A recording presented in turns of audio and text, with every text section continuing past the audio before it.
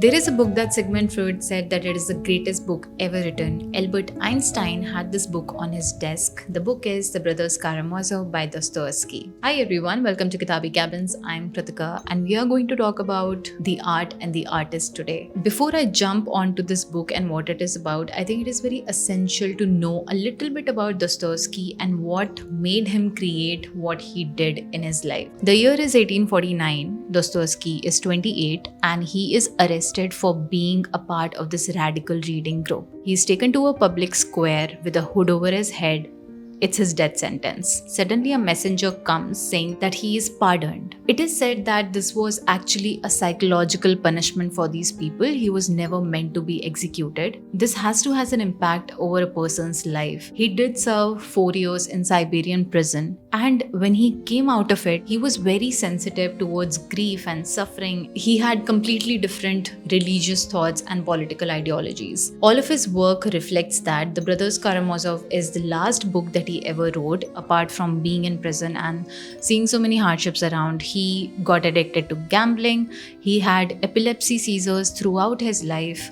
He lost his son, and in Brothers Karamazov, you can see a summarized version of the events of his life. That's why it's a little bit important to know what happened with Dostoevsky. The plot is very simple. The plot is family drama. There is a courtroom trial. There is a murder mystery. A father and a son are in love with the same person. There is an emotional and a psychological duel that is happening. Underlying this basic premise lies a stubborn, very significant, unflinching argument on a lot of questions. He is questioning that does free will really exist? Does God exist? Can goodness exist with all the suffering that there is in the world? Can a person truly love someone even after knowing their true colors? And he is not just letting his characters talk, they are arguing. They are arguing for continuously for 20 pages. They are having conversations, they are giving monologues, and he's dissecting every possible perspective that a person can have. Coming to the characters of the book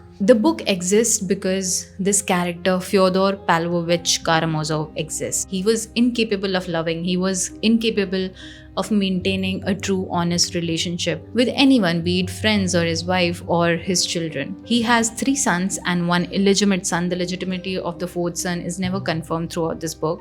The first son, Dmitri, also called Mitya, is the closest to Fyodor that a son can get. He also reminded me a lot of the character from White Knights. He lives in present tense. He feels fully, he expresses fully, he is loud, he's explosive, he is self-destructive. A lot of qualities that you see in Fyodor, his father as well. And I do wonder why he named Pavlovich, a very repulsive character in literature, after his own name. The other 2 sons were from Fyodor Pavlovich's second wife, Ivan and Alyosha also called Alexis. And this is what Dostoevsky has done. Like what an absence of father can do to a child. He has created 4 different children and he has given characteristics to each of them. One is seeking out love constantly and he feels that he is unloved, so he's going out of his way to prove to the women in his life that he can be loved and he can live up to the expectations. One of the characters, Ivan, one of the son, only believes in rationality. He only believes in the intellectual thoughts. He only believes that there is a right and wrong, and he does not believe in the gray area. While you have the other son who has gone through a spiritual path, Alyosha, Alexei. The 4th son thinks that he's unworthy of everything because he was never really claimed. So his unworthiness is the cause of all the actions that he takes in his life. And when I said that Fyodor named one of his most arrogant and repulsive characters after his own name, I also want to talk about the son that he named Alyosha. Dostoevsky's own son was called Alyosha, who he lost 2 years before he started this book. This character of his is sort of considered as an afterlife to his own son, and Dostoevsky was planning to have multiple parts of this book. By the way, this was not supposed to be just one book.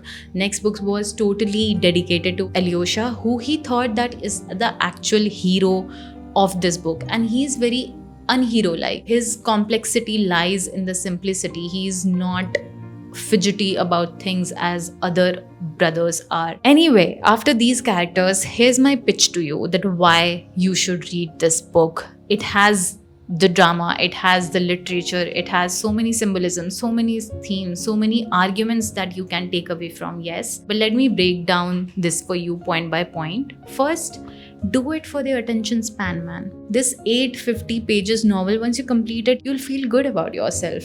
And I myself was struggling with digital consumption a lot. I was scrolling reels and reading conspiracy theories on Reddit. I was spending an unhealthy amount of time on that. And this book demands your attention. You cannot skim past even 2 lines. Dostoevsky demands you to be present word by word. He sort of takes offense if you're not paying attention to what he has written. Second one, join the elite club, man. Not many people in this world have read this book. You know what? Who has read this book? Sigmund Freud, Albert Einstein, Nietzsche, Albert Camus, D.H. Lawrence. Be a part of that club. And not just for the sake of it, but you can be a part of a lot of conversations once you read this book, because it opens a lot of doors. Third point is that something that only classics can give you, when you have the bandwidth of writing such a huge novel, you also mean that you are going to explore interpersonal relationships of the character. You will see that dynamics are changing with every conversation, with every agreement and disagreement. Fourth point, you will have thoughts for the rest of your life. I'm not kidding.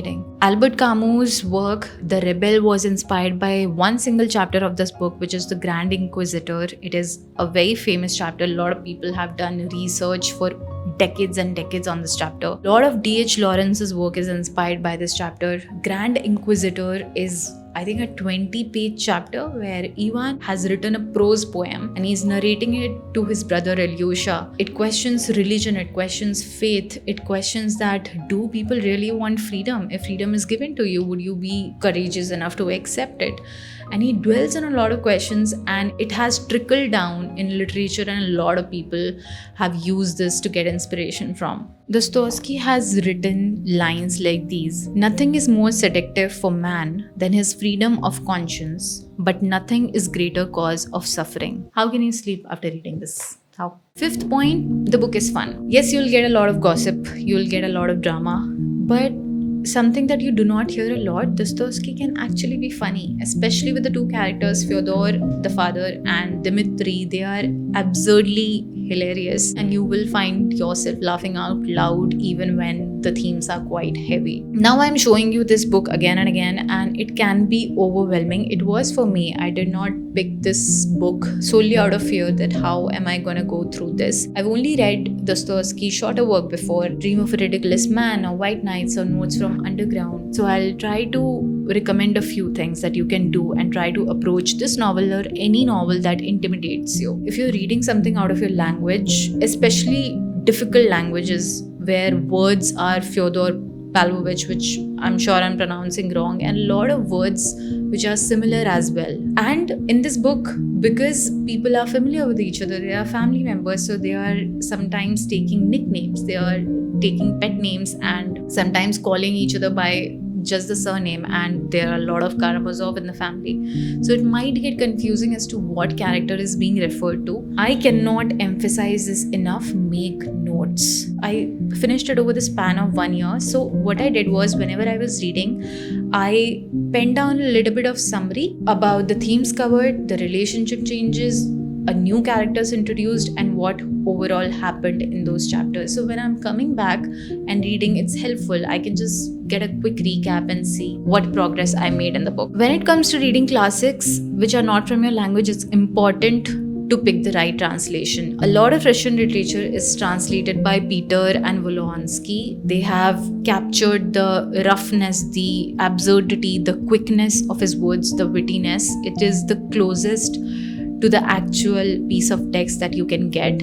But if you want it to be more readable, if you want to consume it first and then go into the difficult translations, then you can pick different versions of translations. It's up to you. Whichever suits your reading, first choose that and then take a step forward. The last one I want to mention, that do not be overwhelmed by symbolisms and themes that you're not familiar with. When you're reading such a dense piece of text, there will be a lot of things that you're not familiar with. Maybe it's religion, because there are very specific things about religion mentioned. There are specific things about Russian politics and what was happening in the state around that time. which you might not be aware with. So it's very tempting to go into the rabbit hole and you will find yourself reading random essays. It's fine if you can still come back to the book. Just come back to the book. And of course, if you get a good translation, if you get a good book, there will always be footnotes attached. There are like a little asterisk mark where the translators have given a few details as to what the author is referencing here. Try all these practices and you will see that you are able to approach classics. I will end the book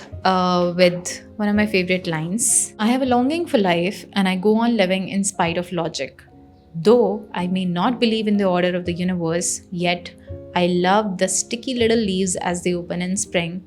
I love the blue sky. I love some people whom one loves, sometimes without knowing why. It's quite an optimistic text out of the whole book, and it just rings a bell. If you made it till this part of the video, I'm assuming that you are comfortable listening to people yap. And man, Dostoevsky was the OG yapper. He has yapped on certain topics for 20 pages straight. The book is divided into 12 parts, and in the 12th part, it's a whole courtroom drama. And the judge had dissected the person on the trial, his personality, his childhood, what caused his action, what might not have caused his action. There is no single possibility that is missed for the reader. Everything that you can think might have happened or would have happened is written in this book. So read it if you're comfortable with people yapping. Take a year, take a decade, who cares? Just make notes. It will help you a lot. And join the club. Thank you for watching.